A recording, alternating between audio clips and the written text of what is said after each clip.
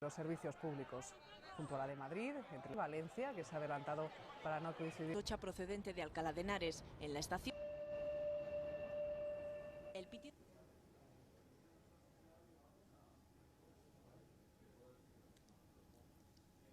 Hola, buenas tardes. Bienvenidas, bienvenidos a este debate de Público Televisión que hoy versará sobre la violencia de género. La semana pasada, en Vizcaya, un hombre asesinó a su mujer y a su suegra, y ella, la mujer, se convirtió en la víctima número 50 este año en nuestro país de violencia de género. La mujer y no la suegra, porque, y esa es una de las cosas de las que vamos a hablar, en la contabilidad de la violencia de género se incluyen las víctimas directas del maltratador, es decir, las que son o han sido compañeras afectivas o sentimentales, pero no las otras personas que también pueden ser víctimas de esa violencia. Con eso quiero decir que, además de las cifras tan tremendas que ya sabemos en este año, repito, 50 mujeres asesinadas por sus compañeros o excompañeros, a esto hay que añadir muchas veces otras personas, por ejemplo, los hijos e hijas, en el 2014 tres casos, y además a esto hay que añadir también las lesiones. Los últimos datos que tenemos de lesiones son del 2012 y se cuentan casi 12.000 casos informados por los médicos de familia. Y no es un problema solo español. Por ejemplo, la Agencia de Derechos Fundamentales de la Unión Europea ha emitido un informe en marzo de este año según el cual 1 de cada 3 europeas de entre 18 y 74 años han sufrido violencia física o sexual. Como ustedes saben, hay un día al año, el 25 de noviembre, en que se celebra, si se puede decir así, en este caso tan tremendo, el Día Internacional para la Eliminación de la Violencia contra las Mujeres, y con ese motivo el Foro Espacio Público ha organizado un debate virtual que pueden ustedes ver en la red, enmarcado por una ponencia de Soledad Murillo, que es una de las personas que nos acompañan hoy, sobre el tema de la violencia de género. Este debate se va a dividir en 3 bloques. En primer lugar vamos a hablar de la violencia en sí, en segundo lugar vamos a hablar de la ley, que ahora cumple 10 años, la ley española contra la violencia de género, y por último hablaremos de la reacción social, política, de los medios de comunicación frente a esta lacra, como se suele decir. Me acompañan en este debate, empezando por la izquierda, Lidia Falcón. Lidia Falcón es abogada, fundadora del Partido Feminista de España, columnista, escritora, es autora de novelas, obras de teatro, ensayos, libros de memorias. Su último libro es de 2014 y se titula Los nuevos machismos. Pablo Llamas es psicólogo de profesión y socio de AIGE, Asociación de Hombres por la Igualdad de Género. Ángeles de la Concha es catedrática de lengua inglesa en la UNED, fue directora del máster universitario en Cultura y Violencia de Género en esa misma universidad y coordinó un libro que me parece muy importante porque además aporta una perspectiva que no es la habitual sobre el tema que nos ocupa, El sustrato cultural de la violencia de género, literatura, arte, cine y videojuegos, del 2012. Soledad Murillo fue secretaria general de Políticas de Igualdad en el periodo 2004-2008, la primera legislatura de Zapatero. Es una de las autoras de la Ley Integral contra la Violencia de Género de 2004. Actualmente es profesora de Sociología e Investigación Cualitativa en la Universidad de Salamanca y forma parte del Comité Antidiscriminación de la Mujer de Naciones Unidas. Octavio Salazar es profesor titular de Derecho Constitucional de la Universidad de Córdoba, miembro tanto de la Red Feminista de Derecho Constitucional como la Red de Hombres para la Igualdad, y su último libro, de 2013, se titula Masculinidades y Ciudadanía, los hombres también tenemos género. Pues bien, yo quería empezar sacando de la ponencia de Soledad Murillo, que es espléndida, que es extensa, muy densa y que, repito, pueden ustedes encontrar en la web, sacando 2 ideas como base para empezar el debate. Una es que lo que persigue el maltratador con sus acciones es el cumplimiento estricto de los roles de género, es decir, que el problema está ahí, en esos roles de género que siguen existiendo y que el maltratador entiende que le dan ciertos derechos y a la mujer le dan ciertas obligaciones. Y otra cosa que también quiero destacar es que dice Soledad Murillo que la violencia de género es una violencia muy particular, no solamente por el contexto en el que se produce, no entre desconocidos, sino entre personas que mantienen una relación íntima y se supone que afectiva, sino que además, contrariamente a la víctima de cualquier otro tipo de violencia, que es una víctima que habitualmente hace una de estas tres cosas, huir, pedir ayuda o responder a la agresión, aquí la víctima de violencia de género se siente ella avergonzada, culpable, no culpabiliza al agresor sino a factores externos, no denuncia o retira la denuncia y en cambio el agresor es el que no se siente culpable ni se percibe como agresor. Entonces me gustaría que en el mismo orden en que os he presentado, es decir, así en zigzag, fuerais explicando brevemente cuál es vuestro diagnóstico sobre la violencia de género, o sea, por qué existe, ante qué tipo de problema nos encontramos. Bueno, Lidia. puedo añadir, aparte de la contestada a tu pregunta, una pequeña reflexión sobre que no estoy de acuerdo siquiera con el término de violencia de género, porque considero pues, que ha significado un eufemismo, una manera camelística de encubrir precisamente violencia contra la mujer. Aparte de esto, la violencia se produce desde los tiempos más remotos, siempre del poderoso al débil. Y en este caso, pues imprescindible para someter a las mujeres, para que cumplan su labor reproductora, para que cumplan con los trabajos domésticos a los que están destinadas y obedezcan al maltratador. O sea que las motivaciones me parecen clarísimas. No hace falta recurrir a ninguna definición literaria y filosófica sobre el género, porque en realidad lo que hay es una lucha de clases, como siempre, o sea, el poderoso contra el débil. Y en este caso, pues se ha prolongado en el curso de los siglos hasta el momento en el que estamos y se consideraba absolutamente normal en la organización, en el orden social, ¿verdad? Si el maltratador siempre tiene razón.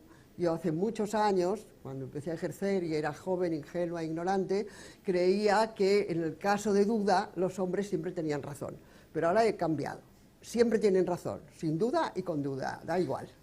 Y esta filosofía moral, esta cultura social, esta relación entre los sexos estaba aceptada hasta que el movimiento feminista lo puso de relieve, claro, que ya llevamos 200 y pico años, lo digo para información de quienes creen que salimos a la calle hace 30 días, ¿no?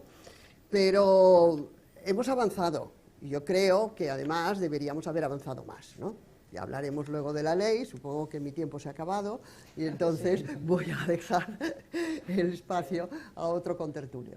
Pablo. Bueno, buenas noches. Efectivamente, como comentaba Laura, a mí me parece fundamental en este tipo de actos, en la violencia de género, resaltar todo el tema del objetivo de someter, ¿no? De someter a la mujer por parte del maltratador, ¿no?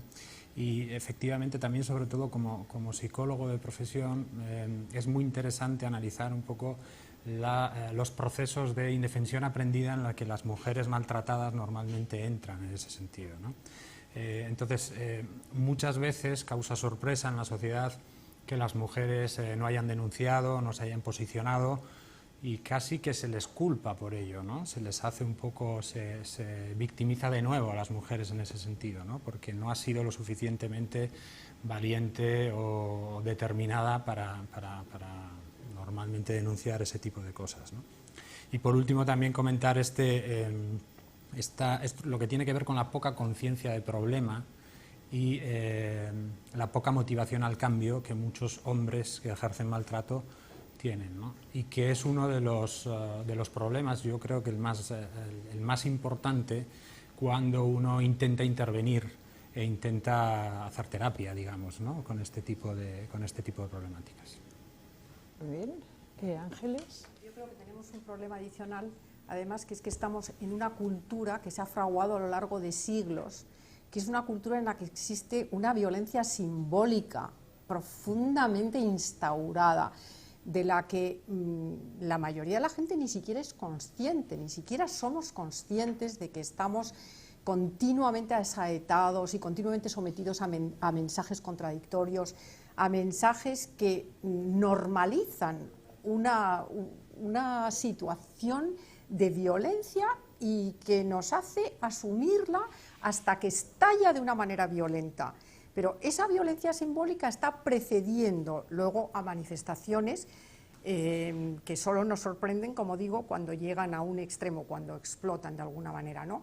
Entonces, las mujeres, si analizáramos la cantidad de mensajes contradictorios que estamos continuamente sufriendo, desde la publicidad, desde los mensajes del cuidado, por ejemplo, desde la posición subalterna que la mujer ha tenido durante siglos y que, aunque estemos convencidas a nivel mental que hemos salido de ellas, aunque hayamos accedido a la educación, aunque hayamos accedido a las profesiones liberales, a puestos de responsabilidad, en fin, aunque la situación haya cambiado muchísimo, sin embargo, dentro de la pareja nos hacemos perdonar si la mujer es de alguna manera superior. Tenemos que mantener siempre y tener mucho cuidado con ese equilibrio. Los hombres soportan difícilmente la superioridad femenina y continuamente nos movemos en ámbitos muy ambiguos, y estamos accediendo a muchas situaciones de violencia sin darnos cuenta, unas veces de manera más consciente, otras veces de manera menos. En el seno de la familia, las madres hemos contribuido muchísimo a la socialización en la inferioridad de la mujer, en que la mujer es responsable de las tareas secundarias, de las tareas del trabajo, de que es lo principal es eso y hay que sacrificar pues otro tipo de vocación, otro tipo de aptitudes, etcétera. Entonces eso está tan imbricado en la cultura, lo estamos respirando absolutamente, que aunque aparentemente haya habido un gran cambio, ese cambio es mental, si queremos, es como de palabra, pero realmente no es un cambio que hayamos interiorizado. Y yo creo que las mujeres, estoy de acuerdo contigo, hemos cambiado más deprisa que los hombres, fundamentalmente porque nos interesaba, o sea, porque nos jugábamos todo, y entonces somos conscientes. Estamos viendo, por ejemplo, cifras de éxito femenino, por ejemplo, en la educación, que tienen, pues las chicas tienen notas más altas, son más trabajadoras, más responsables, más cumplidoras y tal, hasta que llega el momento de la pareja y tal, ¿no? Y entonces yo creo que hasta que realmente, y los hombres, perdona, eso no lo han asimilado todavía porque son los que llevan la peor parte y no están acostumbrados a perder, y ahí viene el conflicto. Los hombres están acostumbrados a ganar. ¿Soledad? Yo creo que la violencia tiene muchísimo que ver con ese ejercicio de los roles, ¿no? Y la verdad es que el concepto género yo ni lo apruebo ni lo desapruebo, me parece útil a efectos de que sea explicativo, ¿no? Cuando la policía llega a una casa y dice, bueno, pero simplemente porque no estaba en casa la ha estrellado contra el microondas. La policía lo que piensa es que es algo mínimo, que no tiene ningún tipo de relación con el daño causado. Y dices, claro, no, es que él tenía que entrar el último en casa. Él tiene que entrar el último en casa. Él marca las pautas de la relación. Y el marcar las pautas de la relación supone que se ha criado dentro de un ámbito que socialmente denominamos patriarcado, pero que es fundamentalmente el hecho de esa masculinidad malentendida de que tiene que estar en todos los espacios siendo el dueño y señor, ¿no? Es evidente que esta masculinidad malentendida más esta necesidad de tener un referente más allá de una misma que tenemos las mujeres, esto hace que se genere un cóctel verdaderamente explosivo, ¿no? Porque si no, no se entiende un 8 años de promedio, y desde luego con mujeres que viven en urbanizaciones lujosísimas y que van a los servicios sociales del pueblo más cercano para que un psicólogo de alto standing no las ponga en evidencias con su clase social, por decirlo así. Yo conocí a una mujer de alta clase social que me decía, si yo denuncio a mi marido, quedo extraditada absolutamente de lo que es mi ámbito social. Hijos que tienen unas excelentes pagas, amigos y amigas, y todos además muy progresistas. Esto es así. Entonces, yo creo que lo que tenemos que fundamentalmente dar a entender es que si se percibe violencia, que no se minimice, ¿no? Esto me parecía como la primera clave. Muy bien. Octavio. Yo creo, a mí sí me parece útil el término género también, con independencia de que lo podamos discutir, porque creo que pone el énfasis en lo que creo que para mí es la clave del problema, es decir, estamos hablando realmente de poder y de ciudadanía, ¿no? Que son los dos elementos clave de un Estado constitucional, de una sociedad democrática, y en el fondo lo que nos estamos cuestionando son las relaciones de poder que sigue habiendo entre hombres y mujeres, tanto en lo público como en lo privado, ¿no? Hemos construido unos modelos constitucionales en la modernidad basados en los derechos, basados en las libertades, pero manteniendo el sustrato de un contrato sexual en lo privado, de una subordinación de las mujeres, a partir de las cuales hemos seguido construyendo un sistema de dominación, ¿no? Y eso me lleva a otra idea, ¿no? Y es la idea de que cuando hablamos de violencia sobre las mujeres no estamos hablando, y eso es algo que apuntaba Soledad muy bien en su ponencia, ¿no?, de violencia sobre un colectivo, sobre una minoría, por lo tanto tampoco las herramientas jurídicas pueden ser las mismas, sino que estamos hablando de la mitad de la ciudadanía y de unas estructuras de poder político, económico, cultural, que son las que siguen prorrogando esa situación de subordiscriminación, ¿no?, que es más allá que la discriminación que sufren determinados colectivos, ¿no? Entonces, mientras que no pongamos el foco ahí y no enfoquemos el tema como una cuestión de poder y de ciudadanía, pues creo que difícilmente vamos a encontrar soluciones, ¿no? Bueno, ya para lanzar el debate, yo os quería preguntar, ¿hay variables que influyen en la violencia? Es decir, se produce más, justamente como tú decías, Soledad, se produce más o menos según la clase social, según el nivel de educación, la generación, el país. Eso... Si nos remitimos a nuestro primer mundo, que estamos en un primer mundo, a efectos de que somos ese 18% de personas con las necesidades cubiertas, es evidente que a pesar de que se han querido buscar perfiles, no ha habido perfiles en cuanto a buscar unas características tanto para los maltratadores como para las víctimas, porque yo creo que ahí, aunque después hablemos de la ley, la relación sentimental preocupaba porque era una situación de indefensión, ¿no?, que se ha mencionado, ¿no? Esa situación de indefensión en que lo perdonan y que sobre todo el mantener la relación es absolutamente prioritario, ¿no? Ese mantener la relación yo creo que es un factor clave. Y otro factor clave es el pacto de silencio, de tal manera que ni siquiera ellas lo hablan con las personas que son de su confianza, mucho menos con su familia.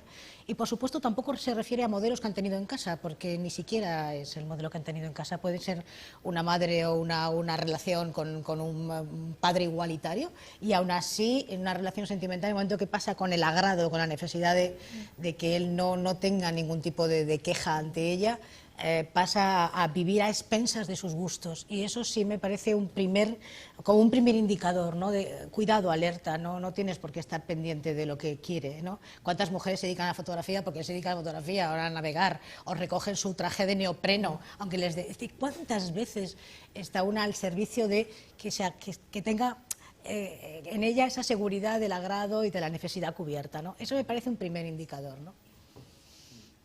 Bueno, yo creo que nos estamos olvidando de la estructura económica que mantiene todo esto. Hemos hablado con mucha certeza de circunstancias psicológicas, de cultura, de relaciones sociales, de relaciones amorosas, pero yo creo que es bueno, ¿verdad?, hablar de que lo primero es comer. Y entonces, para plantearse esto, hay que analizar un sistema capitalista, patriarcal, que sitúa a las mujeres en el lugar de la producción que les ha correspondido siempre. Primero hay que reproducirse, si no nos reproducimos realmente no hay sociedad. Y después hay que cuidar la cría, y luego hay que hacer todas las tareas domésticas que se necesitan. Es decir, el modo de producción doméstico es la base de todos los demás modos de producción. El capitalista sabe perfectamente utilizarlo. Al empleado, al obrero, le paga la mitad del sueldo porque sabe que las labores de mantenimiento de su trabajador las va a hacer la mujer gratis. Y esta mujer, además, en una proporción importantísima, no tiene apenas recursos económicos. Cuando se hace el análisis, que es, de todas maneras pues tiene estas características ciertas, de la dependencia afectiva, de la serie de prejuicios y de complejos que llevan a una mujer a no separarse, no se habla nunca del dinero que tiene. En este momento el reparto de la riqueza en España es del 82% para los hombres y del 18% para las mujeres. El paro excede en 10 puntos, el paro femenino excede en 10 puntos al masculino. Y cuando se habla de que las mujeres estudian mucho, tanto la Unión Europea como las estadísticas que deberían hacer en España, explicarían que de los 50 sectores de la producción, las mujeres se amontonan en 5. Las carreras de ingeniería y de informática, que son las que dan más dinero y las que están más solicitadas y prestigiadas, solamente tienen un 15% de mujeres. Y luego habría que ver qué clase de paro tienen las licenciadas en esas carreras. Entonces las mujeres están destinadas por la biología para reproducirse y cuidar la familia. Y después trabajarán, como hacíamos en los tiempos de Mari Castaña, para llevar una ayudita a casa, excepto las más pobres que tienen que sobrevivir. Y en estas condiciones me parece muy injusto pedirles que además sean valientes, sean fuertes, que se separen del maltratador, que exijan tal. Sobre todo cuando las ayudas institucionales son tan escasas. En este mismo momento, el 60% de las denuncias se archivan en los juzgados sin más trámite, cuando llegan. Y la policía suele aconsejar que no se separe porque le va a quitar el padre a sus hijos. Y la familia no tiene dinero para mantener a mujer e hijos. Y además no hay dinero para proteger a aquellas que están amenazadas de muerte. Entonces, en estas condiciones, realmente se les pide unas facultades heroicas para que se separen. Y además con esto estamos culpabilizando a la víctima, claro, porque si no lleva adelante el proceso, pues ¿cómo la vamos a ayudar? Yo creo que aunque no se puedan establecer así perfiles nítidos, es obvio que mujeres que tienen más medios y mayor formación entran menos en ese perfil, y las cifras, aunque haya algunas que puedan sufrir esa violencia de género, las cifras son mucho menores. O sea, aunque haya casos, que siempre hay casos, para poner un ejemplo, y siempre hay excepción que confirma la regla, desde luego yo creo que la formación es fundamental en este sentido. La educación es fundamental, tener medios propios, tener independencia económica y tener capacidad de resolución que te da una buena formación, porque yo cuando hablo de formación y educación no estoy refiriéndome solo al título, sino a todo lo que acompaña la capacidad de resolución, de agencia, de movilidad, de resolver tu vida, de organización, de todo. Vamos, ahí hay una diferencia enorme. Hay mujeres que son en las mismas condiciones y con las mismas dificultades, unas mujeres salen adelante, son capaces de resolver situaciones, y otras, desgraciadamente, o porque carecen de medios, la mayoría, o porque realmente por formación no han tenido acceso a adquirir esa personalidad como más resolutiva, más fuerte, más independiente, más capaz de deshacerte de esa dependencia emocional, de romper con esa dependencia emocional. Bueno, yo creo que, vamos, la diferencia es fuerte. Yo estoy en la educación, creo en la educación completa, en la formación, lo que te procura una buena formación en la vida. Es decir, que la clave estaría en el empoderamiento, sí, tanto totalmente, económico como educativo. Hombre, pero para de la riqueza no estaría mal, ¿eh? Bueno, pero eso forma parte del empoderamiento. Bueno, ya, Sí, pero el con tener eso medios Una económicos. formación, oye, cuesta Sí. dinero, y una buena formación, Sí. no te tienes que poner a trabajar a los 17 años, Los es lo datos primero no que dicen llega. eso, por más que nos A ver, empeñemos, los sí. datos no dicen eso. Los datos del observatorio que creamos a partir de la ley de violencia no dicen eso. Precisamente la formación, es decir, el tener a niños y a niñas o a estudiantes y a chicos y chicas en las aulas, no garantiza, es decir, la formación no te garantiza esto. Finlandia tiene el número de víctimas mayor que nosotros, y tiene por supuesto, no me está en digas. 72, sí, Finlandia, sí, Mirarlo. mirarlo. El problema de la gente joven hoy día, Claro, que es sí, muy pero eso es preocupante. muy interesante, O sea, lo de la ahí gente sí joven. que habría una Pero quiero diferencia. decir, no pongamos en la formación sí. algo como Yo si estoy fuera un pensando ahora en salvoconducto. mujeres. Pensemos en que Sí, la resolución sí. de conflictos necesita esa distancia suficiente para que efectivamente tú puedas salvaguardar tu dignidad, que es el derecho a proteger tu vida. El derecho a proteger tu vida. Y conocemos perfectísimamente situaciones donde en una situación de pareja, y por supuesto todo lo que ha dicho Lidia y más, y la reforma local, y la reforma de la administración de empleo, y más, pero el tema es, ¿qué ocurre cuando tienes datos clarísimos y tienes recursos y además eres una persona formada y aún así mantienes una relación? Porque el problema estaría, y yo creo que deberíamos también plantearlo, y seguro que va a haber oportunidades en el debate, es cuando te decides a denunciar. ¿Por qué es una víctima que se siente una traidora, absolutamente avergonzada? O sea, nadie le está pidiendo heroicidades, por supuesto que no, por eso la ley trabajó también en términos integrales y tenía que haberlo hecho más, y que lo veremos aquí, ¿no? Pero la formación no es un salvoconducto, no lo es, ojalá lo fuera, porque la formación sentimental no está en las aulas. Es que claro, no es una cuestión solo de formación, No. sino del contenido de esa La formación, ¿no? A ver, Ángeles, y luego Luego Octavio. me gustaría que entrara sí. un poco, Perfecto. porque yo creo que hay una cuestión generacional muy importante, Sí, y en muy este importante, momento sí. muy preocupante. Sí, Y sí. luego me gustaría entrar en ella, si os parece. ¿De acuerdo, Octavio? Sí. Que a mí me parece que el concepto clave en el que redundan todo lo que estáis diciendo es finalmente el concepto de autonomía, es decir, hemos conseguido que las mujeres sean autónomas económicamente, intelectualmente, políticamente, para definir su propio proyecto de vida. Por el contrario, seguimos prorrogando un modelo que las hacemos dependientes, porque además las hacemos responsables de los vínculos afectivos, de los trabajos de cuidado. Es decir, ese modelo de pacto no hemos conseguido removerlo, ¿no? Entonces, lo que decíais antes, se está produciendo una transformación pero muy asimétrica entre vosotras y nosotros, entre mujeres y hombres, en relación a esos trabajos, ¿no? Y en cuanto a lo que decíais de la formación, pues yo también discutiría mucho, porque yo con el ámbito en el que trabajo con universitarios y universitarias, lo que efectivamente me encuentro es que mujeres muy formadas, muy preparadas, que sacan magníficas notas, sin embargo, siguen reproduciendo de manera alarmante roles, estereotipos y además no perciben determinadas situaciones como situaciones de violencia o de género de violencia, es decir, están como anestesiadas en un estado un poco de espejismo de igualdad en el que viven, que ante determinadas situaciones que incluso les planteas como una situación de caso práctico casi, no perciben que detrás de eso hay una situación de violencia y de discriminación, ¿no? Entonces, ahí algo ha fallado clarísimamente en el terreno de la educación, ¿no? Pero lo que a mí me preocupa es ese modelo de pacto, como tú dices, ese contrato sexual, como en fin, se ha dicho. ¿Dónde está y cómo se transmite? Porque parece ser que no es una cuestión de formación, evidentemente no está ya en las leyes. No es tampoco, parece ser únicamente una cuestión del empoderamiento clásico en el sentido, pues, por ejemplo, de tener ingresos propios. Entonces, ¿cómo se está transmitiendo? O sea, ¿dónde tenemos que atacar? ¿Cuál es la raíz? A lo mejor, Pablo. En mi opinión también, desde luego que todos los factores de los que habláis son importantes, ¿no? Desde el factor económico que ha apuntado Lidia, que está claro, ¿no? O sea, es decir, no puedes pedir a alguien que se separe si no tiene medios económicos para separarse, con lo cual mejor estar en una casa donde te maltraten que estar debajo de un puente, o sea, eso está claro, ¿no? A partir de ahí, después todo lo que tiene que ver con la formación, pues yo creo que también estoy de acuerdo con María Ángeles, ¿no? Yo sí que redundaría en todo lo que tiene que ver con lo que apuntaba Octavio, el tema afectivo, ¿no? O sea, cuando a nivel de procesos de intervención en parejas o de relaciones de dependencia que se instauran en muchos casos, se da algo que se conoce como la metáfora de la rana y la olla con agua caliente, ¿no? Es decir, que si acercas una rana a una olla de agua caliente, obviamente si el agua está hirviendo sale espavorida, ¿no? y se va. El problema es cuando la rana está con el agua templadita y vas calentando, ¿no? Entonces, un poco al final muere adaptándose al medio, es decir, no escapa, ¿no?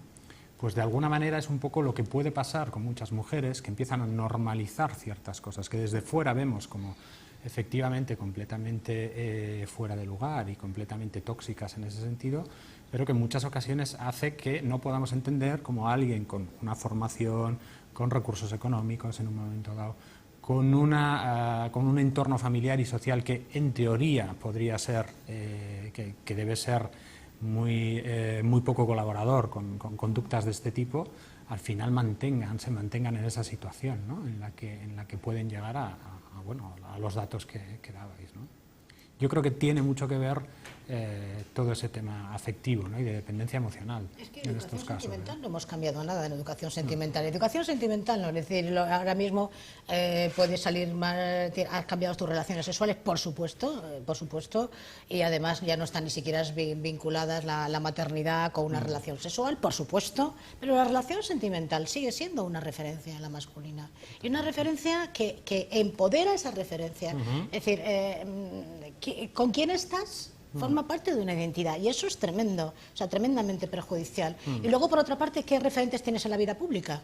¿Cuántas mujeres están en los debates económicos, o por ejemplo, decía María Ángeles también, en el ámbito de lo simbólico, ¿no? Los videojuegos, ¿no? Que está una maravillosa periodista que criticó los videojuegos y que estuvo amenazada. Es decir, la violencia se ejercita también colocándote en un lugar absolutamente subordinado, donde las mujeres nada más que están hablando de nigromancia, desde ese punto de vista. Y luego con esos mitos terribles de que, por ejemplo, cada vez que hablamos de feminismos puede ser que tenga que ver con el aumento de la violencia, porque hay también mitos profundamente peligrosos, cuando se habla de ideología de género, cuando se habla de todo esto, que al final lo que tratan es de derribar el hecho de confundir conceptos y de que no se piense que ¿de dónde vas a sacar la autoridad? La autoridad no la sacas ni siquiera de un buen sueldo, la sacas de que tú no tengas consecuencias tan nefastas a nivel familiar y a nivel de relaciones. Y sobre todo también en el tema de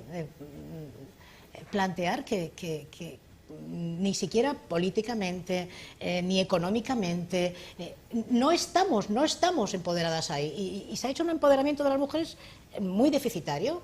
Y yo lo que pido simplemente es equivalencia de derechos en ese sentido, ¿no? Entonces, bueno, dependencia como la... Bueno, es que además parecerte a todas tus semejantes, en cuanto que la referencia afectiva es tener un señor contigo, eso ha sido fundamental, porque todavía no se ha resignificado el hecho de no tener un señor contigo. Sí, y ya... Sí, por supuesto. Bueno, yo no estoy en absoluto de acuerdo con este diagnóstico que hacéis de que la educación sentimental no ha cambiado nada, de que las relaciones afectivas siguen igual. Yo me gustaría, y estoy segura de que nos estarán viendo o nos verán muchísimas jóvenes, y a ver si ellas viven como vivieron sus madres, sus abuelas o sus bisabuelas, ¿verdad? Quieren, si no se casaron, quieren. Si se casaron a los 18 años, tuvieron 7 hijos, no tuvieron medios económicos, no estudiaron nada, y las apalearan o no tenían posibilidad ni de divorcio. No, claro, o sea, no es todo eso. eso lo hemos cambiado, No es eso. y además es el éxito del movimiento feminista, porque si no, no hemos hecho nada. Hemos Yo hecho ya me mucho, puedo mucho, borrar, mucho. ¿no? Pienso, he perdido la vida porque no he conseguido nada. Es decir, ha cambiado las relaciones sexuales, han cambiado las relaciones afectivas, han cambiado la dependencia de rol social, porque ahora el lesbianismo también se considera pues más o menos normal.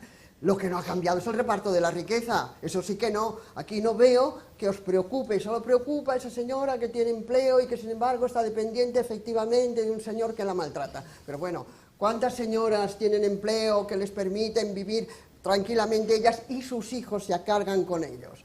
Porque mientras el 30% de diferencia salarial exista, y existe desde hace 200 o 300 años, pues me parece, bueno, un diagnóstico muy idealista, muy por la élite, muy por hablar de las compañeras nuestras seguramente de la universidad y de la abogacía, pero, ¿verdad?, hay 25 millones de mujeres y la mayoría, tenemos 5,5 millones todavía de mujeres que solo son amas de casa, porque es la herencia del franquismo, claro.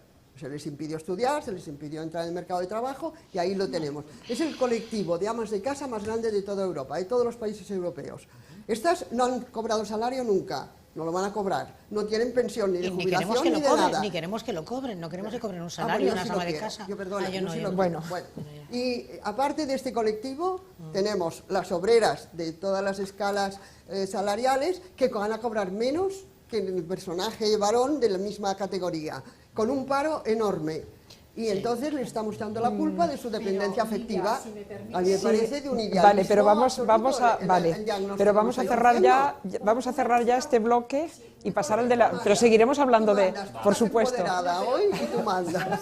Sí, dime, di Ángeles, sí. Yo que estoy de acuerdo en la situación que tienen económica de inferioridad las mujeres, sin embargo, si esa fuera la causa fundamental de la violencia de género, no nos preocuparía tanto, porque sería mucho más fácil de resolver. ¿Ah, sí? Sería mucho más fácil de resolver. Oye, no, es que no es socialismo. Acabas de fundar el socialismo en nuestro país. Bueno. Acabas de repartir la riqueza. Me causa. encanta. Es que no es la única Oye, pero causa, me voy ni contentísima la más a casa, importante. No, hombre, no.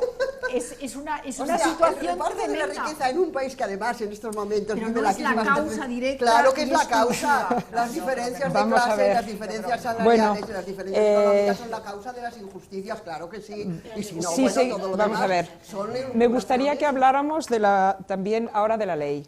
Lo siento porque yo hay una pregunta que quería hacer y lo que pasa es que si, en fin, hay tantas intervenciones no vamos a poder hablar de todo lo que yo quería hablar, pero no me resisto a hacerla. Hay una cosa que siempre me ha intrigado. ¿Por qué creéis que tantos asesinos machistas se suicidan?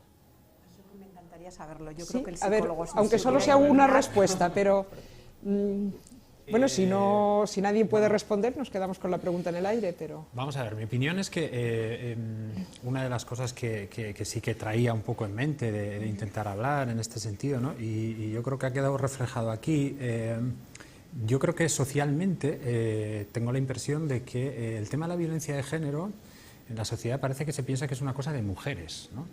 Y yo diría, bueno, yo creo que es más de hombres, porque son los hombres los que ejercen la violencia de género, ¿no? Con lo cual, efectivamente, muchas veces el foco se pone en la mujer. Antes hablábamos de la doble victimización. Y entonces nos olvidamos de esta parte, ¿no? Nos olvidamos, en mi opinión, de hacer políticas de igualdad dirigidas a hombres, que yo creo que son, obviamente, en mi opinión, también muy necesarias, ¿no? Y en este sentido, probablemente, y yendo un poco más en concreto a la pregunta, creo que hay un consenso, o es mi opinión, hay un consenso en criticar o en condenar el maltrato físico, ¿no? O sea, hasta las 50 mujeres asesinadas con todo lo colateral que llevaban, ¿no? Que decías tú, ¿no, Laura?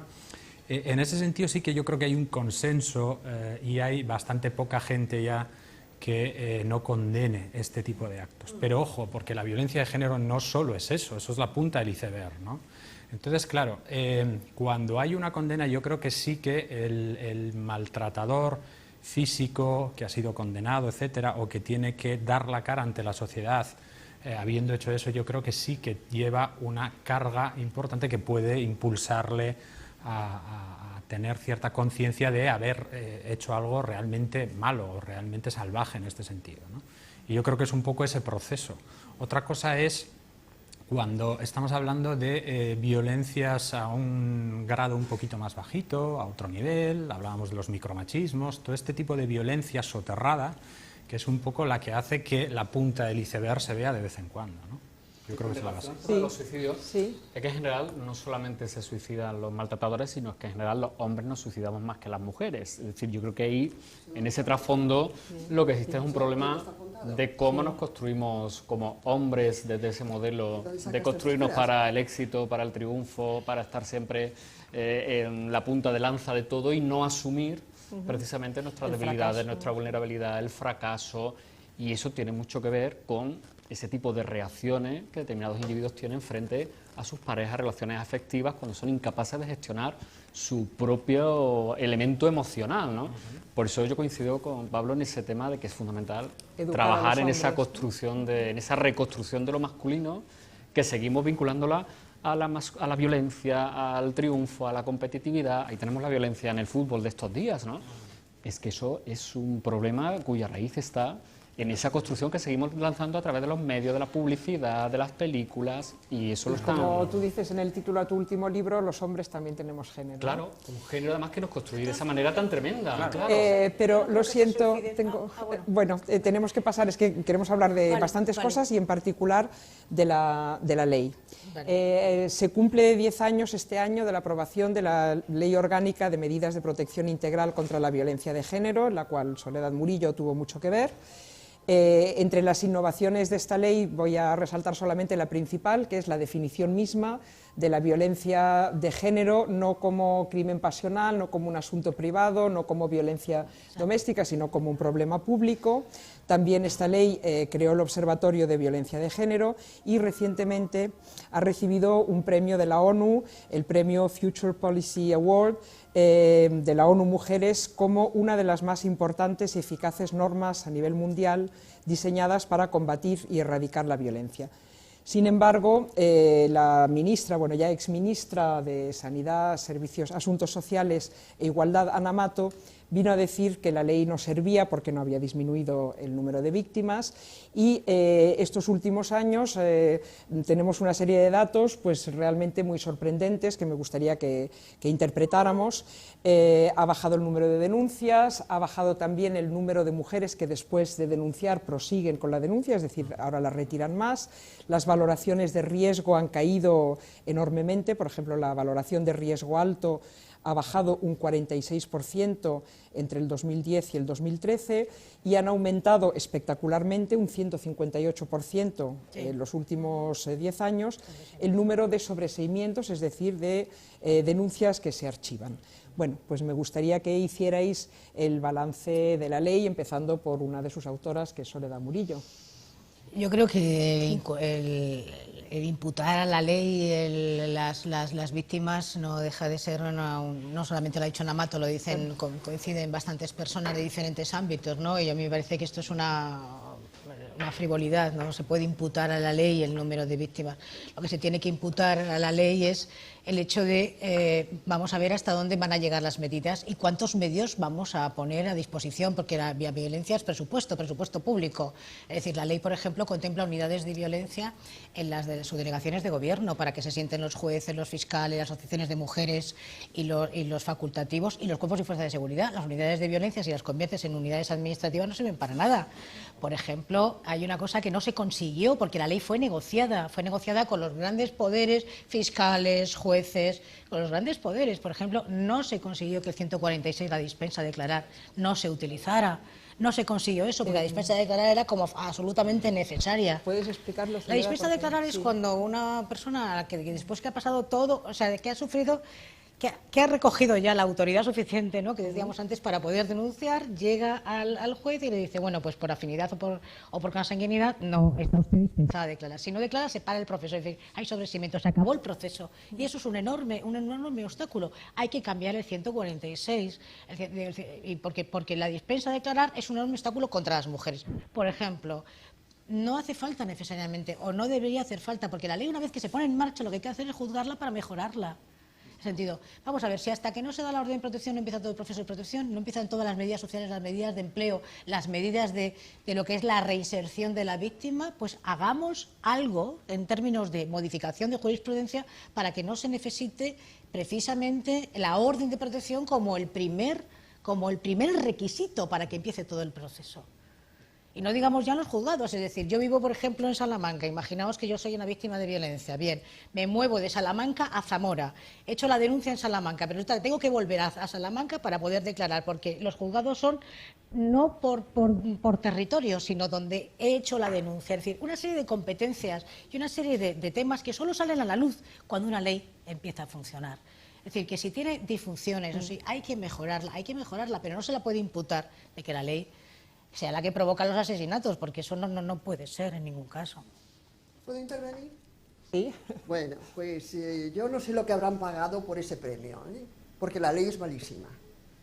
O sea, podemos coger en este momento las 4 o 5 últimas leyes aprobadas en México, en Brasil, en Venezuela y tal, y son muchísimo mejores. Yo voy a, solamente porque claro, no tengo más tiempo, exponer los defectos que tiene de origen, el origen de la ley. Empecemos por esta definición de género. Nos encontramos con que el Tribunal Supremo ha decidido que en función de que hay que demostrar que hay un desprecio de género, pues las mujeres que van a denunciar y explican que les han pegado toda la vida y el marido les dice, no, pero yo no las desprecio, esto me peleo con él como me peleo con el vecino, y archivan la denuncia. Ya la exposición de motivos, que es farragosa, flatulenta y completamente inútil, pues lleva y conduce a que se aplique de esta manera la jurisprudencia. Además, no protege más que a la amante o la compañera sentimental fija o la esposa. O sea, todas las demás mujeres, la madre, la hermana, la cuñada, las hijas, la tal. Este año un tío ha matado a su sobrina de 13 años porque la asediaba sexualmente, y eso no es violencia de género, con lo cual la estadística es completamente falseada. Nuestros datos salen 100 asesinadas este año, porque la suegra no es violencia de género, y las 2 niñas asesinadas por el padre no es violencia de género, y la compañera de trabajo a la que asedia al que sea tampoco es violencia de género, con lo cual esa comparación con Finlandia también es falsa, porque nuestras estadísticas no son completas y no dicen todas las víctimas que tenemos. Pero como además la carga de la prueba sigue pendiendo sobre la víctima, pues si no pruebas el delito, la ONU ya dice que es el delito encubierto más numeroso del mundo, pues no puedes probarlo. Y en consecuencia hay el 60% de absoluciones. Si no modificamos estos aspectos fundamentales de la ley, seguiremos hablando de esto dentro de 10 años. A mí me parece una barbaridad que se diga que la introducción es flatulenta, me parece una barbaridad, estoy absolutamente en contra. Me parece que no hace falta derribar una ley, hace falta tener argumentos jurídicos y argumentos jurídicos en el sentido de, vamos a ver, si evidentemente las víctimas de violencia indirecta se han empezado a contabilizar en el 2011.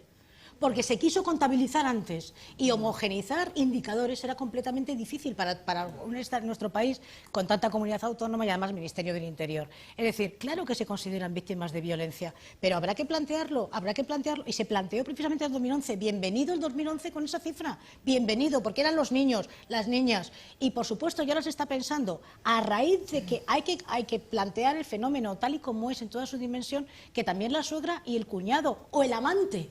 Pues habrá que cambiar la ley para eso, mejorarla, pero no, hay que cambiarla, porque el artículo primero de la ley dice que se consideran víctimas de violencia de género la esposa o la compañera sentimental y punto. Pero ese artículo, si no lo modificas, no puedes hacer nada. A ver, pero antes de hablar de modificar la ley, vamos a ver cómo se está aplicando. Y yo os quería preguntar por qué creéis que está bajando el número de denuncias pues y otras cosas. Protegen. Porque les pasa todo esto que les pasa, que van a denunciar, el proceso no sigue, el psiquiatra dice que están mintiendo y al final se encuentran en la calle con los niños o en una casa de acogida, porque al final la encerrada... ¿Cómo vuelve a su casa la mujer que eso, no, pues se va a una casa de acogida, la encerrada es ella. Sí, exactamente. A ver, yo creo que yo he hablado de dinero porque me parece fundamental poner datos, más que adjetivos, y estoy cada uno que ponga que quiera, yo voy a poner datos. Solamente hay 10 unidades de médicos forenses. Solamente 26 equipos psicosociales. Entonces los jueces no tienen esos apoyos según sus propias declaraciones, no tienen apoyos.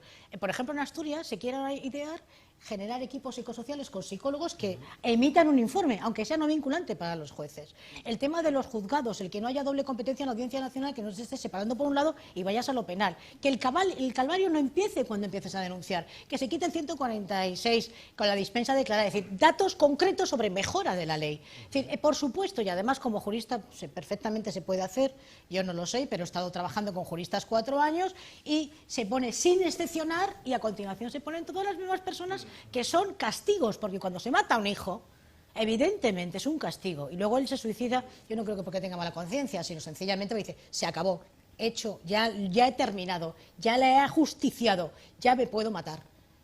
Porque si no, los maltratadores no tendrían la falta de imputación de responsabilidad, que te lo dicen todos los terapeutas, que el problema es que no piensan que hay una imputación de responsabilidad, lo cual eso conlleva el que no piensen que han cometido un enorme delito. Bueno, y hablando de denuncias, se habla mucho, como sabéis, de denuncias falsas. Es horrible. Bueno, quiero saber... Estábamos Lidia y yo en televisión en Cataluña, quiero que me deis vuestra opinión sobre si existen... Al 0,0% las denuncias falsas, ¿no? Según el informe según del datos Consejo General del Poder Judicial. 19, Pero esa es otra de las estrategias del neomanchismo rampante que en los últimos años se están lanzando contra la ley y contra otras muchas medidas en temas de igualdad, ¿no? Que tienen, a mí me indigna, y cómo se les presta oído y cómo se les abren debates. Mentirosas y cómo, ahí, exactamente, qué grave. Qué grave es eso. Cómo se consiente eso y cómo de alguna manera se alienta. Luego además, qué capacidad de unión tienen, porque por un 1% de casos que pueda haber, que pueda ser, pero bueno, que no llega, hay que ver el ruido. Pues mira, el año pasado, el informe del Consejo de Poder Judicial dice 138.400 denuncias, solo 19 falsas. Que el juez tiene la obligación de constituir delito y ya está. Justamente tendríais que explicar, las que entendéis de derecho, la diferencia, Lidia, entre dos cosas que yo creo que se confunden, que es el sobreseimiento por falta de pruebas y la denuncia falsa, porque estos neomachistas de los que habláis son los que, supongo, creéis, los que dicen que mezclan las dos cosas, ¿no? Es que la raíz del problema, vuelvo a insistir, consiste en que la carga de la prueba penda sobre la víctima. Si es un delito que se comete, la mayor parte de las veces, en el aislamiento de la casa. Si algunos los oyen, porque que no haya testigos tampoco es cierto, pero no quieren meterse en ningún lío. Y por supuesto la ley no contempla exigirle responsabilidades por denegación de auxilio, como pasa con un accidente de carretera, pues los vecinos oyen durante el tiempo que sea los gritos y tal, incluso salen en la televisión luego y dicen, pues ya se veía venir, porque allí no había más que gritos y problemas, pero el que lo ha oído y ni siquiera ha querido marcar el 091 o lo que sea, para llamar a la policía anónimamente, no tiene responsabilidad ninguna. Como el juez que sobresee un caso o no da una orden de protección y luego matan a la mujer a la que ha dejado abandonada. Tampoco tiene responsabilidad ninguna, tampoco eso se contempla en la ley. Bueno, pues entonces, con los sobreseimientos, bueno, en números millonarios que hay, es muy fácil decir, claro, se sobresee porque eran falsas las denuncias. Lo que sucede es que no había posibilidad de probarlo sin testigos, sin que los análisis psicosociales esos que se hagan, que son malísimos, porque muchos forenses, pero hay que ver qué forenses tenemos, pero hay que ver qué preparación de forenses y de psicólogos y de jueces. Bueno, pues con todo eso, con todo ese escenario, ¿verdad?, con todo ese decorado que se le ha puesto, sin una ley estricta y verdaderamente obligatoria para jueces, que son los que dictan las resoluciones, y fiscales que no acusan, no avanzaremos nada. Yo creo que, vamos a ver, en relación a la elaboración de la ley, yo creo que era además la mejor ley que se podía hacer en ese momento, que se tenía que hacer en ese momento. Que se puede mejorar, coincido con Soledad, y que sobre todo los aspectos procesales, que son los más enrevesados y que hacen depender de la propia víctima el que el proceso siga hacia adelante, con lo cual estamos precisamente justo lo contrario, es decir, son determinados delitos donde la víctima presenta unas especiales características donde debía tener todo un proceso mayor, por ejemplo, de acompañamiento, de seguimiento, pero desde el minuto cero que se dispone a presentar la denuncia hasta que llega el momento del proceso, y eso implica personal preparado, medios, recursos, cosas que no están existiendo sobre todo en los últimos tiempos. Es decir, la igualdad cuesta dinero, ¿no? Y hay que irse a la ley de presupuestos para valorar si se apuesta o no por la igualdad, ¿no? Yo creo que al final esa es la reflexión, ¿no? ¿Y por qué creéis que están aumentando tanto los sobreseimientos en los últimos años? Yo creo que es una cuestión ideológica directamente. Es una cuestión ideológica, como tiene que presentar pruebas, porque si no te dan la orden de protección, el presentar pruebas cada vez se está haciendo más complicado, porque además el fiscal puede hacer un informe de oficio, pero no lo hace. No lo hace. De hecho, hay juristas que están planteando que están esperando a ver el primer informe del fiscal. Por ejemplo, la ley catalana está planteando, precisamente porque la ley también tiene sus límites, es decir, que haya un informe de las trabajadoras sociales. Y eso es muy interesante, porque las trabajadoras sociales pueden emitir informe para que el juez, a pesar de que no haya... Fíjate que le piden además de que no haya... Perdona, creo que tienes un problema con el micro. ¿Tengo un problema con el micro? Bueno, ¿Sí? pero Bueno, pues ahora... tenéis... Sí. Pero Ya está. Bueno, sí, lo del sí. sobreseimiento, es que vamos a ver, todas las situaciones, por ejemplo, el acoso sexual, ¿no?, que sería otra modalidad de violencia sexual contra las mujeres. Bueno, ese no está contemplado en la ley. O sea, Bueno, pero me lo pongo como ejemplo, a ver, ejemplo de la dificultad a ver, probatoria. sí. Es decir, que la mayor parte de denuncias que se plantean por acoso no acaban en sentencia porque lo que falla es la prueba de una relación de discriminación, de opresión que se da normalmente en un contexto privado, donde además la víctima está sufriendo una situación especialmente penosa, con lo cual el problema está ahí. Hay un 0,04 denuncias, por ejemplo, presentadas por familiares o personas del entorno más cercano. Es decir, ¿qué está pasando también desde el punto de vista de la sensibilización cuando vemos que ¿No hay campañas? no hay... ¿Qué pasa con ese entorno de la mujer víctima? Bueno, Que y sobre tampoco todo plantea no la hay violencia, penalización ¿no? para el que no lo hace. Claro, es exacto lo que estás diciendo, pero ¿y qué pasa si no cumplen con esas normas? O sea, las admoniciones a la virtud que se les hacen a los familiares, a los amigos, a los empresarios, tal, eso son cantos al sol. Si tú no tienes una ley punitiva y una ley impositiva, pues ¿quién se va a meter en el lío de ir a declarar a un juzgado y volver, etcétera? Los medios además Claro. para implementarla. Claro, pero, Y creo que tú, Lidia, propones que se haga con la carga de la prueba y la presunción de inocencia lo mismo que con la... ¿Lo puedes explicar? ¿Hay alguien más que yo aquí? Yo soy jurista, me encuentro estupendamente. Entonces, los juristas están indignados con esta propuesta, pero porque les da la gana. Pero explica la propuesta, la ley Lidia, laboral, para quien no lo la carga sepa. de la prueba consiste en que el que denuncia tiene la obligación de probar los hechos que alega. Bueno, esto es una de las conquistas que se consigue con la Revolución Francesa, o sea que, fíjate, si vemos lejos, porque la justicia feudal que había en aquel momento, naturalmente, pues el que tenía el poder disponía de lo que fuera.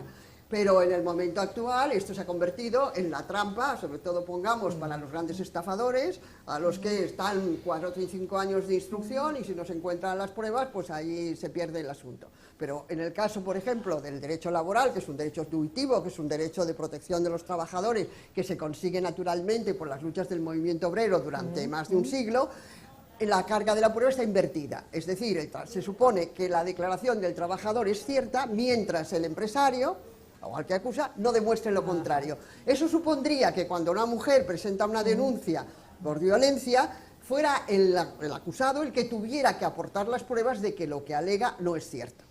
Y entonces cargaríamos completamente. Invertiríamos completamente el proceso. Octavio había pedido la palabra. A ver, pero esa inversión a la que se refiere, ella efectivamente está en la ley de igualdad, efectivamente, la ley del 2007, la ley de igualdad, el acoso sexual en el trabajo. Por cierto, no se ha presentado ni una sola denuncia por este tema, porque la ley de igualdad tampoco es impositiva ni punitiva y por lo tanto también es un canto al sol. Pero allí, en el redactado de aquel artículo, lo pone. Pero solo lo pone para ese caso, para el del acoso sexual en el trabajo. Claro. O sea, no se acepta para la violencia física ni psicológica. Las otras violencias no se contemplan. En cualquier acto discriminatorio se aplica la inversión de la carga de la prueba. Todo tipo de discriminación. Se contempla la ley de igualdad, no está limitada al ámbito laboral. No, para todo tipo de discriminación. A ver, perdón, hablemos uno por uno, por favor. Soledad. Sí, vamos a ver, la inversión de la carga de prueba es para todo tipo de discriminación. Y hay una cosa que no consigo, por ejemplo, si yo soy negra, si yo soy negra, tengo que justificar si alguien está agrediéndome en clave de tener un agravante que pueda ser el racismo, entonces él tiene que justificarlo y no yo, que soy la discriminada. Entonces, como dices, en el término de discriminatorio. Una de las cosas que no se consiguió, lo propuso Montserrat Comas, es incluir el machismo como agravante.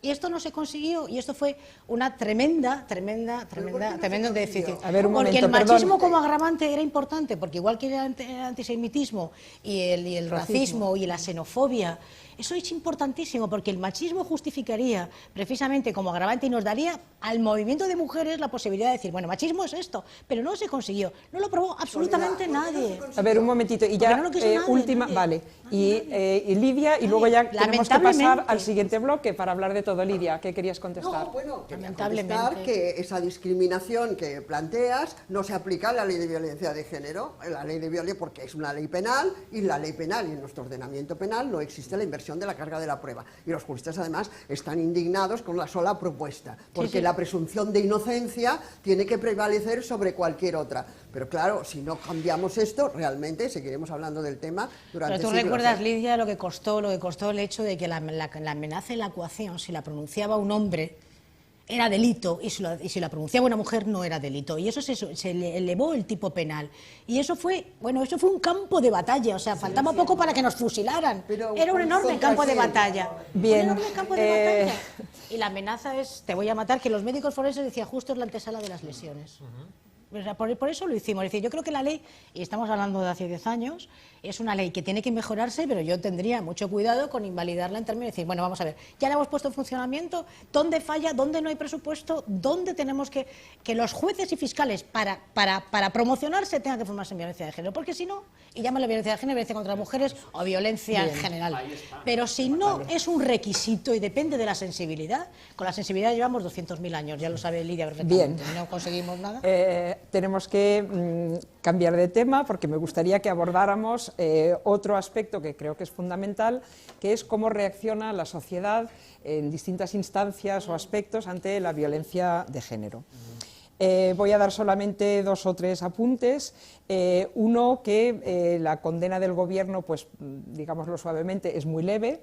Creo que, si no me equivoco, ante los últimos asesinatos por violencia de género, el nuevo ministro de Sanidad, Asuntos Sociales e Igualdad se ha limitado a poner un tuit. Esta ha sido todo su condena. Las instituciones pues mantienen silencio, lo cual despolitiza el asunto, o sea que digamos que en la práctica parece que vuelve a ser un asunto privado.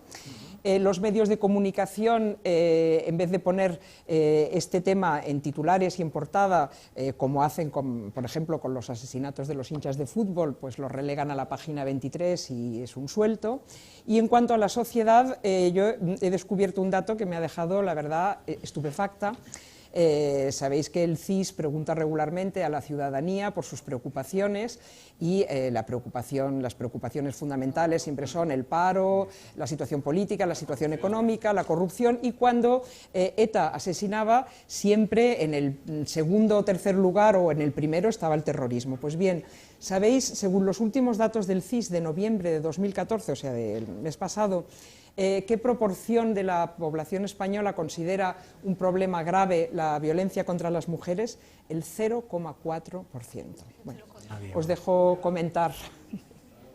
estos datos, que son bastante deprimentes, Claro, ¿no? yo creo que tiene que ver, yo creo que de todo ese programa tan ambicioso que planteaba la ley del 2004, pues quizás toda esa parte que a mí me parece clave de sensibilización, de educación, de formación, pues quizás donde habría que cuestionarse qué se ha hecho mal o regular o mejorablemente en los últimos años, ¿no?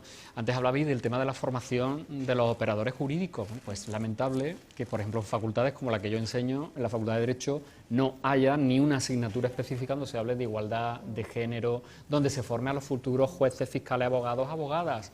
Como en los colegios de abogados no se haga una especial preparación en estos temas, como en otros muchos ámbitos, ¿no? En ciencias de la educación, en todas, es decir, yo diría que sería un tema transversal a cualquier formación, ¿no?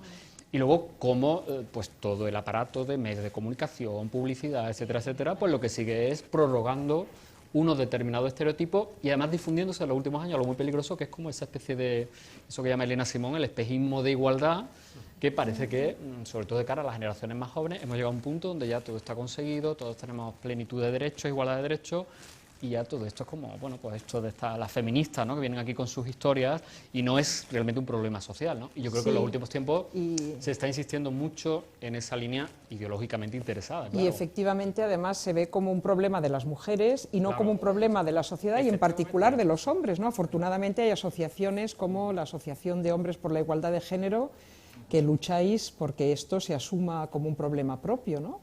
Sí, efectivamente. Estoy de acuerdo un poco con lo que comentábamos antes, ¿no? El hecho de que yo tengo la sensación, un poco a la pregunta que tú lanzabas, Laura, de que todo lo que tiene que ver un poco con las mujeres y la violencia de género se relaciona con las mujeres, pues pierde importancia en la sociedad, ¿no? Es parte del machismo dominante, ¿no? Y además, antes comentabais un poco esto, el tema de los nuevos, el neomachismo, de ciertas tendencias, ¿no? De por qué de estas denuncias falsas se habla tanto de ellas si sistemáticamente desde las instituciones se está diciendo que son números muy pequeños, ¿no? Y se les da tanto, se les dan sobre todo difusión en medios, hay profesionales que hablan de ello. Y no se corta antes, ¿no? Yo creo que hay una intención muy clara de que esto no salga a la luz, de que no haya cambios, ¿no? Hay muchas resistencias en general desde el capitalismo que Lidia hablaba antes, como desde los propios hombres en muchas ocasiones, ¿no? Por eso yo insisto en que me parece fundamental el trabajo o las políticas de igualdad también enfocadas a hombres, es decir, es necesario que de alguna manera los hombres tomemos conciencia de nuestra responsabilidad en todo este tema, ¿no? Desde el machismo a la violencia de género, que sería ya las causas más graves, ¿no? O las consecuencias más graves del machismo. En la medida en que podamos tomar responsabilidad, nos hagamos responsables a nivel individual y a nivel colectivo, y podamos empezar a deconstruir ciertos estilos predominantes, hegemónicos, podremos entre todos un poco generar una igualdad real y efectiva, ¿no? Porque por ahora hay mucho trabajo hecho por parte de las mujeres en esta línea, pero los hombres todavía no lo hemos hecho. Estamos empezando, ¿no? Y yo creo que es fundamental, porque es que si esto no cambia, no vale con que el 50% lo haga. Creo que asumir esas responsabilidades, Pablo, implica perder privilegios y perder poder. Totalmente. Entonces, por eso hay claro. esa resistencia. O sea, a medida que las mujeres han ido avanzando en igualdad, en conquista de espacios públicos, de empoderamiento, como antes decía ahí, pues se está produciendo esa reacción por parte de los hombres. Es decir, mucho cuidado. Algunos alumnos me decían hace unos meses en clase, estas vienen avasallando, ¿no? Es decir, mucho cuidado, que estas vienen, son muy listas, sacan muy buenas notas, cuidado que nos están comiendo absolutamente el terreno, ¿no? Entonces, desde ahí se explica esa reacción, decir, no, vamos a trincherarnos y vamos incluso a lo mejor a veces de manera más sutil, a lo mejor no tan directamente bronca como el machismo tradicional, pero de manera más perversa se van transmitiendo. Sí, yo tengo la impresión de que lo que hay es ¿no? una especie de resistencia pasiva que se manifiesta con la indiferencia.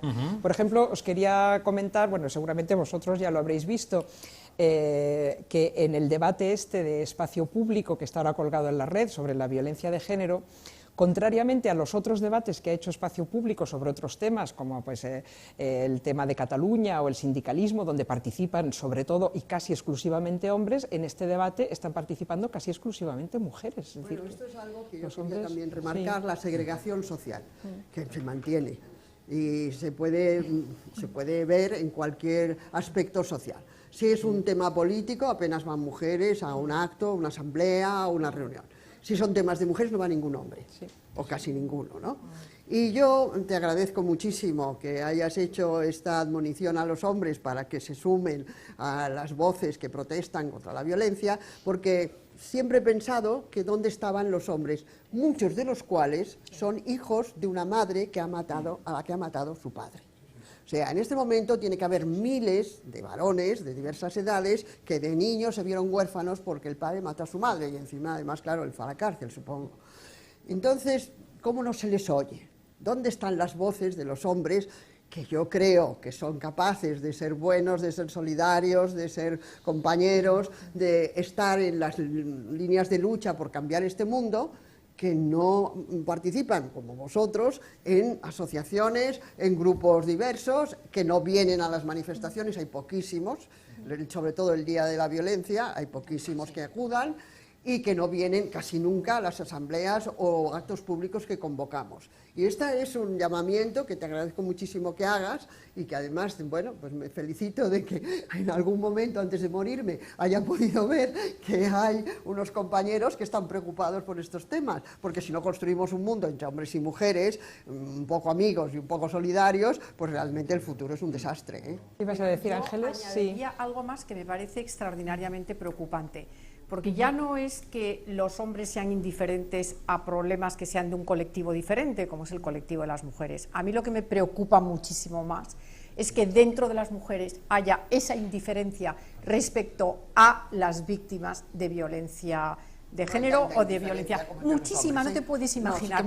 Porque además pero bueno, yo también. Y entonces lo que a mí me duele es que precisamente se consideren problemas individuales porque responden a un tipo determinado de personalidad, pero porque las propias mujeres además no les gusta el tema además de la victimización colectiva, de que son víctimas, de que se las trate como que el colectivo de mujeres es dependiente emocionalmente, se quieren separar como de esos estereotipos, y entonces hay poquísima solidaridad en ese sentido. Y luego además a mí me preocupa todavía muchísimo más que estamos en una época en que, pues muy posfeminista, en que se considera que, bueno, pues que efectivamente las mujeres hemos llegado a la liberación sexual, tenemos el voto y hacemos lo que nos da la gana. Y entonces si queremos ir en topless vamos, y si queremos ir, hacemos lo que queremos. Y entonces hemos conseguido la igualdad. Entonces tenemos estos fenómenos que parece que son terriblemente preocupantes, que son, por ejemplo, todas estas novelas de éxito multimillonario, Las sombras de Grey, exactamente, todas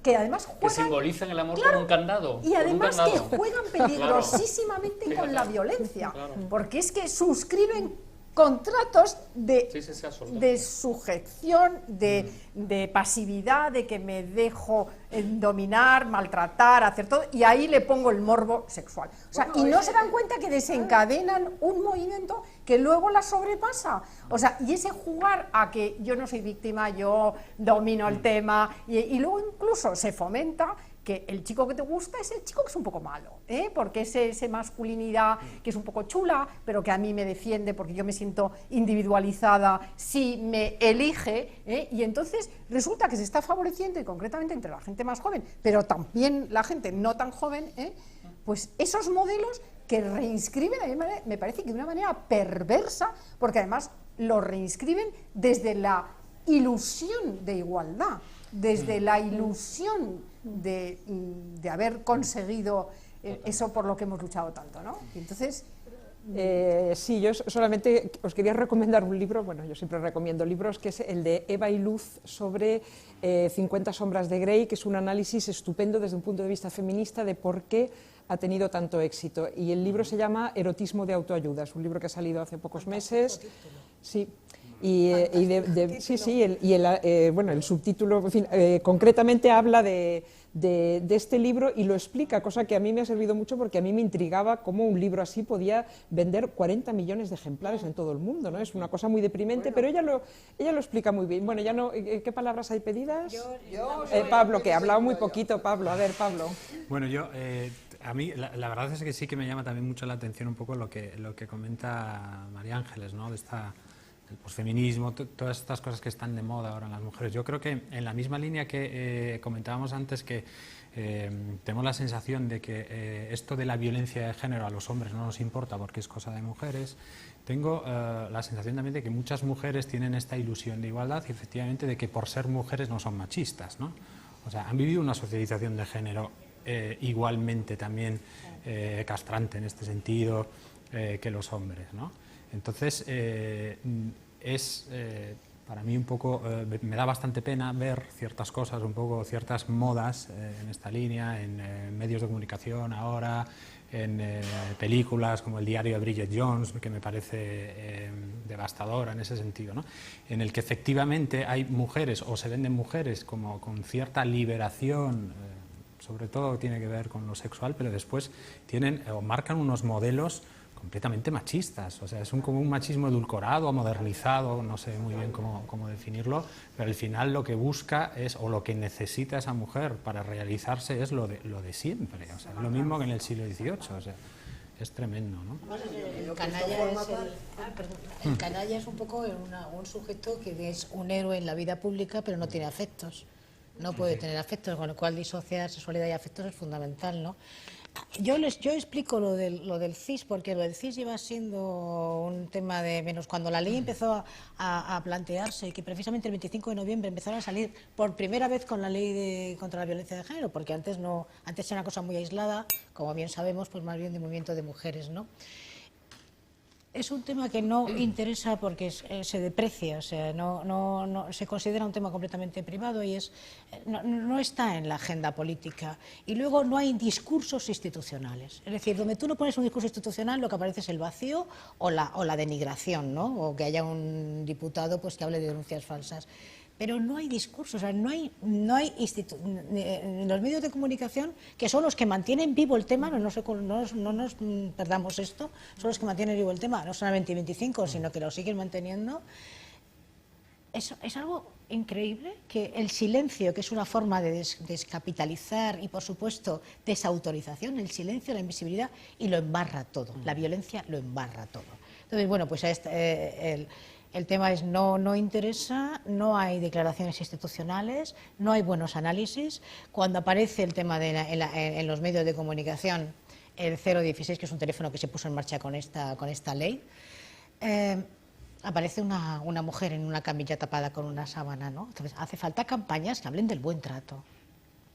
Bueno, yo creo que estamos describiendo una situación que conocemos, pero que me gustaría buscarle unas causas pues más antiguas y más profundas, porque esto forma parte del agitprop patriarcal. O sea, no se ha hecho más campaña que la de la igualdad desde hace 10 o 15 años. Hasta hubo un ministerio que se llamaba así.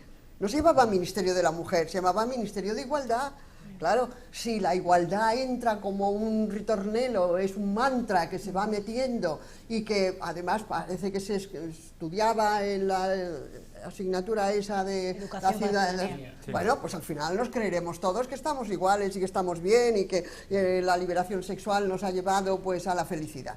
Claro, la propaganda está siempre inducida, está siempre organizada. Madre mía, si el sistema no tiene medios, si no sabe hacerlo. A mí me gustaría también que el 016 contestara siempre, porque está comunicando la mitad de las veces. Y no ahora, sino desde hace 10 años. O sea, también me gustaría que pensáramos que la estructura que se monta para proteger a las mujeres es débil, está mal pergeñada. La ley no protege todo lo que tiene que proteger. No tienen dinero, ni juzgados, ni policías, ni psiquiatras, ni tal. No lo han tenido nunca.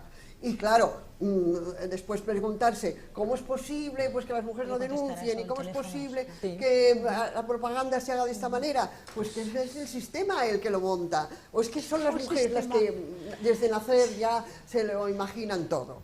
Claro, porque además siempre acaban culpabilizando a las víctimas. O sea, son ellas las que se dejan enredar por un macho que las va a maltratar, son ellas las débiles que no presentan denuncias, son ellas las tontas que luego retiran la denuncia, ¿verdad? Claro, por favor, a ver si el discurso lo hacemos un poquito más estructural. Octavio. Yo creo que a veces quizás le pedimos excesivamente bondades al legislador, a las leyes, es decir, las leyes pueden hacer lo que pueden hacer. Más bondades, Pueden tener las bondades. Lidia, perdona. Claro. A ver, Octavio. Claro, Octavio, pero creo que porque, de los temas que estamos... Entonces, Lidia, la única culpa es la de la mujer. Perdón, No, deja hablar, deja hablar, por favor. Deja Me refiero hablar, que Octavio. a veces tenemos excesivas expectativas puestas en los instrumentos legislativos que pueden hacer lo que pueden hacer y por supuesto se pueden mejorar, pero todo lo que estamos hablando aquí y lo que está hablando Lidia, lo que estáis hablando todas y todos, es pues, de esa estructura y ese orden cultural donde se siguen transmitiendo una determinada imagen y donde además se sigue invisibilizando determinadas realidades, ¿no?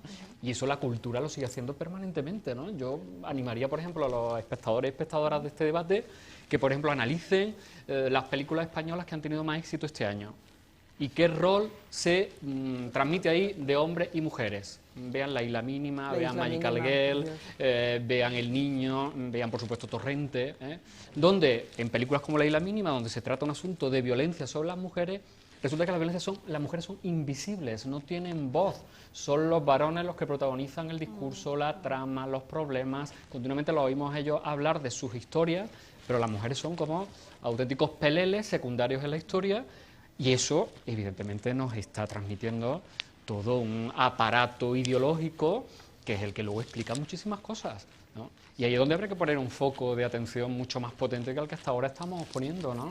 Que quería hablar Soledad y luego Yo tú, solo quería Ángeles. decir que si nos están oyendo que llamen al 016, porque con la primera vez que pusimos al 016, el primer día fueron 5.720 llamadas, yo lo recuerdo perfectamente. No me digas.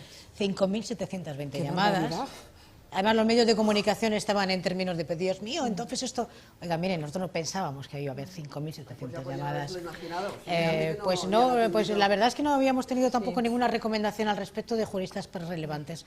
Y en ese sentido, ahora estamos el año pasado, en el 2013, fueron 60.000 llamadas, de los cuales el 75% fueron de las propias mujeres, con lo cual es estupendo que se animen a llamar porque les van a decir cuál es el canal, que no pueden denunciar en este momento porque no tienen fuerza suficiente, pero al menos que rompan ese pacto de silencio, que hablen con sus amigas, que vayan a la familia y por supuesto que hay que modificar lo de la denuncia, por supuesto que hay que modificar lo de la denuncia, sin tirar todo por la borda, porque una ley es importante que esté para que pueda uno demandar ante un aparato jurídico, porque si no, no existiría.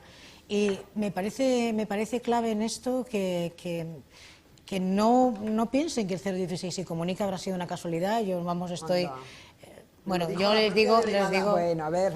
La propia delegada de violencia, Blanca Hernández, reconoció que sí que no tenían suficientes líneas. Bien, eso muchísimas veces. se encuadra en lo que estábamos diciendo de la falta de medios. Estamos hablando de falta de medios y, por supuesto, empezamos con muchísima gente, además formada. Por ejemplo, lo que hay que, como dice muy bien Celia Moreno, lo que hay que trabajar es la impugnación desde la propuesta, ¿no? Por ejemplo, que solamente haya habido 4 becas para trabajar en el observatorio. Eso es importante, pues que haya más becas. Hay muchísimas chicas y muchísimos chicos que quisieran trabajar en el Observatorio contra la Violencia de Género. Solamente 4 becas en el BOE del 2013, diciembre de 2013. Es decir, los medios que sean también a nivel de lo que es participar dentro del sistema, pero también exigir cuentas de por qué se ha reducido un 23% el presupuesto. Por eso es exagerado cuando se habla, por ejemplo, el ministro no es una persona recién llegada, pero si lo pone por Twitter lo que está haciendo es minimizando, lo está vulgarizando, en el sentido de que una declaración institucional, todos los medios de comunicación llaman al gabinete del ministro. ¿Ministro, van a hacer declaraciones, sí o no? Esto lo van a hacer todos los medios de comunicación. Bien, ya nos quedan, me avisan de que nos quedan 5 minutos, de manera que os pediría a cada una y uno de vosotros una intervención breve para concluir, una propuesta, quizás sería lo mejor, pues igual que, en fin, en el mismo orden que al principio, empieza Lidia, seguirá Pablo. Bueno, Lidia. La primera propuesta que hay que hacer es modificar, nada de tirar todo por la borda, porque estas expresiones exageradas no sirven para nada, sino modificar esa ley y tener modelos, que las tenemos, de bastantes leyes, bastantes más eficaces. Si no hacemos que la protección coja a un universo femenino mucho más amplio, si no invertimos la carga de la prueba, insisto en esto porque es fundamental, y naturalmente si no se pide responsabilidades a los operadores jurídicos como a familiares y agentes sociales que tienen también que colaborar en ello. aparte de dar medios económicos para propaganda, para ayudas económicas, porque no hemos hablado de la mujer que presenta denuncia y luego porque el juez puede que le dé una ley de protección, pero desde luego no le va a dar de comer, ni a ella ni a sus niños. Entonces, todo esto hay que modificarlo para minimizar un poco esta masacre, que realmente debería tenernos escalofriados, ¿eh? Pablo. Bueno, yo, por terminar, me gustaría insistir un poco en la idea de abrir las políticas de igualdad también a los hombres, a este otro 50% de la población, que normalmente ahí no está. Y en ese sentido sí que, estando de acuerdo un poco con lo que planteaba Octavio sobre el problema que tienen los hombres a renunciar a los privilegios, que probablemente, obviamente, es uno de los mayores impedimentos, ¿no?, para conseguir la igualdad real y efectiva. Yo creo que también muchas veces no se conoce por parte de los hombres los beneficios también que va a aportar a ellos la igualdad. Más allá de la justicia, que obviamente la justicia social que damos por hecho, creo que también de alguna manera el rol tradicional masculino hegemónico es muy perjudicial para el propio hombre, para la vida, ¿no? Digamos que nos pone en una situación de poder, eso sin duda, nos pone en una situación privilegiada que oprime a las mujeres, pero también tiene unas consecuencias negativas, ¿no? A mí me gustaría un poco lanzar esta idea de que hay beneficios en la igualdad, que esto no es una cosa de mujeres, es una cosa de toda la sociedad y que los hombres tenemos una responsabilidad tanto a nivel colectivo, a nivel público y a nivel también individual de revisarnos, de analizarnos, de poner en cuestión hasta qué punto somos machistas, qué actitudes tenemos en nuestras relaciones de pareja, en nuestras relaciones laborales, ¿no? A partir de ahí podremos conseguir una sociedad más igualitaria y tengo la impresión de que también conseguiremos hombres más felices, más adaptados, que descubrirán el mundo emocional y afectivo, que podrán criar a sus hijos, que podrán colaborar desde la corresponsabilidad con sus parejas, etcétera, etcétera. Gracias. Ángeles. Pues a mí, como yo vengo del mundo de la educación, yo soy profesora de literatura y realmente creo y por la experiencia que tengo, además luego de gente que te comenta y que viene con el tiempo y tal, y yo sé que es un proceso lento, inevitablemente, porque tenemos que luchar como contra esa carga cultural que tenemos, ¿no?, que es tan fuerte. Pero yo tengo mucha esperanza en que cada vez hay más gente sensibilizada, en que la instancia, por ejemplo, feminista es una instancia crítica ya como otras dentro del mundo de la universidad.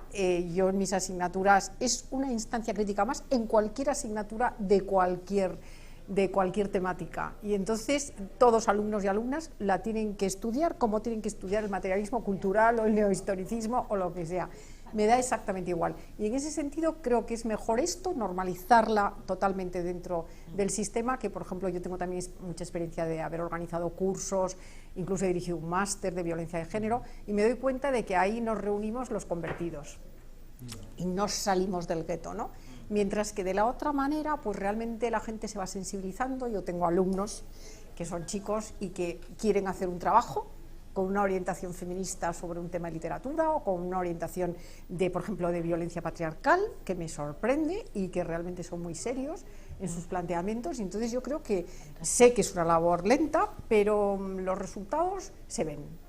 Te da la satisfacción de que se ven. Qué bien, Ángeles. Sí. Soledad. Yo pediría que se apoyaran las transgresiones de cualquier chica joven o de cualquier mujer madura que rompa con esa asignación de género, que se apoyen las transgresiones de esos hombres que deciden no quedarse como el principal proveedor de renta o el que pone el apellido a los hijos y a las hijas, ¿no? Sino porque apoyando las transgresiones y marcando una autonomía, vas a tener en tu horizonte personal y profesional el respeto como una forma de estar, ¿no? Y si no se apoyan las transgresiones, eso va a ser muy complicado de hacer. La transgresión es de renegar de una vez por todas por ese comportamiento de género. Y hay que evaluar la ley. Y hay que evaluar la ley en el sentido de esto es lo que hace falta, vamos a trabajar la formación obligatoria para operadores jurídicos, vamos a ligarla con la promoción, es decir, evaluemos la ley, pero no responsabilicemos a la ley de las muertes, ella no mata. Octavio. Yo creo que es necesario, como dice Soledad, mejorar aspectos de la ley, aspectos procesales, por supuesto el apoyo económico, medidas presupuestarias, formación de personal y operadores jurídicos, asistenciales, etcétera, etcétera. Pero yo creo que también hace falta concienciarnos de que esto es una cuestión de Estado y una cuestión de democracia, es decir, no es ni un asunto de un colectivo ni de las mujeres solamente, sino que estamos hablando del ejercicio de la ciudadanía, ¿no? Y por lo tanto yo creo que ahí el objetivo más ambicioso debería ser revisar pues, esas bases de un modelo que sigue siendo un modelo tremendamente patriarcal y donde tendremos que revisar cómo configuramos lo público, lo privado, las relaciones entre esos ámbitos de producción, la subjetividad masculina, la femenina, y ahí por supuesto hace falta mucha educación, por supuesto, convencimiento de que eso debe ser un objetivo político, e insisto en lo de político, ¿no? Y por lo tanto tomarse en serio el feminismo, ni más ni menos. Muy bien, pues con esta frase que comparto, hay que tomarse en serio el feminismo. Fantástica. Terminamos. Gracias Lidia Falcón, gracias Pablo Llamas, gracias Ángeles de la Concha, gracias Soledad Murillo, gracias Octavio Salazar, gracias a ustedes por haber seguido este debate, que quiero recordarles que se prolonga, sigue vivo en la web espaciopublico.com. Muchas gracias y buenas noches. Junto a la de Madrid, entre Valencia, que se ha adelantado para no coincidir. Tocha procedente de Alcalá de Henares en la estación. El piti